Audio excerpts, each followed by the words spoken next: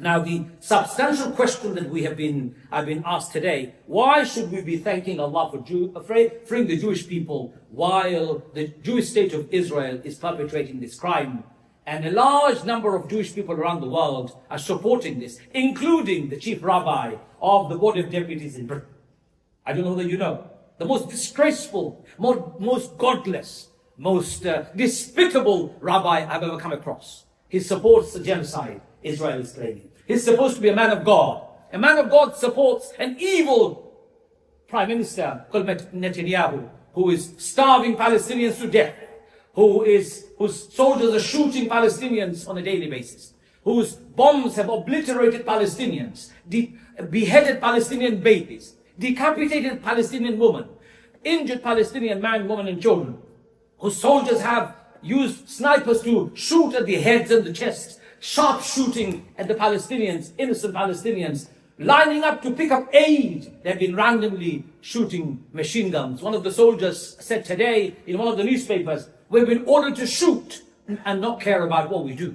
This is an evil perpetrated by Israel, and we should all condemn it. And when the chief rabbi, imagine as an imam, if I was to condone, if I was to support, and if I was to celebrate and glorify a murder, would be a headline on all the newspapers, especially Daily Mail, especially Daily Telegraph, and the right-wing fascist supporting newspapers and the media that we have in this country. There'll be a headline imam, like we had in this very masjid, attacking our imam for criticizing Israel. It is because our imam was criticizing the genocide perpetrated by the Israeli state. The Charity Commission here has been writing to us regularly. We have not been telling you all of it, but if you come and see the letters that we've received from Charity Commission, it's despicable. Why is it despicable? Because we, as the masjid standing here, as Muslims standing here, we condemn the genocide of the Palestinians. We condemn the state of Israel for being the architect of chaos in the Middle East. We condemn Benjamin Netanyahu for ethnic cleansing and orchestrating the mass murder of the Palestinians. And we have no embarrassment in saying that Palestine must be free tomorrow, must be free right now. And Israel is an apartheid state. Israel is a racist state. Israel is a colonial project, must be dismantled today. And a new state must be established for all people, regardless of their faith. Whether they are Jews, Christians or Muslims, I don't care who they are. A state for all people, abiding by the international law that we have, abiding by human rights of every human being, giving value to every human being that there is. We are Muslims. Charity Commission can investigate as many imams as they want. Oh, Charity Commission, I tell you this message directly on your face. You can be lobbied by the Israeli lobby every day. You can be receiving letters from the Israeli lobbies every day. You will not silence me. You will not silence the imams, and you will not silence the ummah. It's not only Muslims who are calling out for the end of this genocide. Even the Jewish people, many of my friends, many rabbis that I know in many parts of the world are calling out to dismantle Israel, because Israel does not represent Jews. Israel does not represent Judaism. Israel, if anything, is the destruction. It is the anathema to the teachings of Moses, alayhi salatu wassalam. So we should thank Allah for what Allah did to Musa, alayhi salatu wassalam, and his followers. Nothing to do with state of Israel today. You understand that? State of Israel does not represent Judaism. State of Israel is a secular state run by Benjamin Netanyahu, who is a direct, as far as I'm concerned, a clear example of evil on this earth.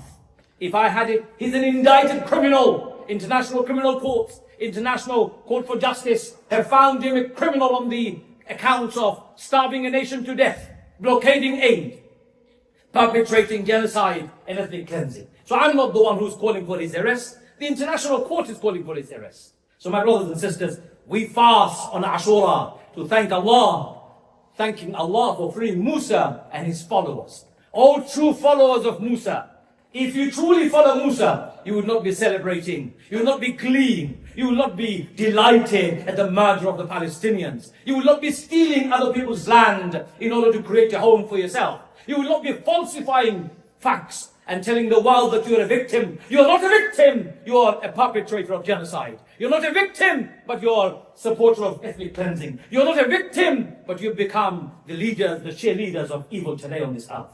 We fast Ashura, to thank Allah for the followers of Musa, the true followers of Musa, who were freed from the tyranny of Pharaoh. And we'll continue fasting on Ashura until Yawm al-Qiyamah, thanking Allah for freeing the people of Musa alayhi salam. Oh my Jewish brothers and sisters, if you truly believe in Allah, if you truly believe in one God, if you truly believe in Moses, and if you truly believe in Abraham and the teachings of Yaqub, Ishaq and all the other prophets who you claim to be your prophets, stop supporting this genocide now. Stop supporting the state of Israel right now.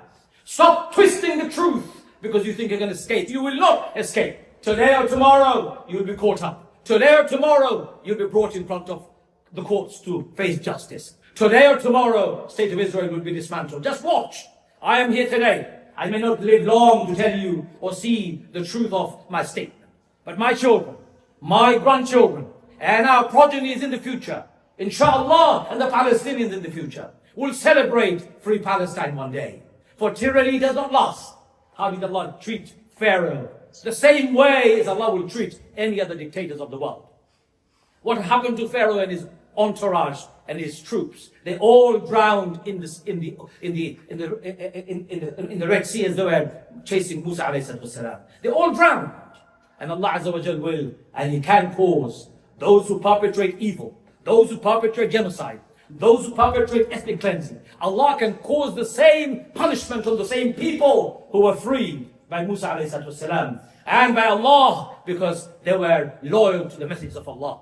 When you become disloyal to the message of Allah, you risk your future on this earth, and certainly you risk in the hereafter.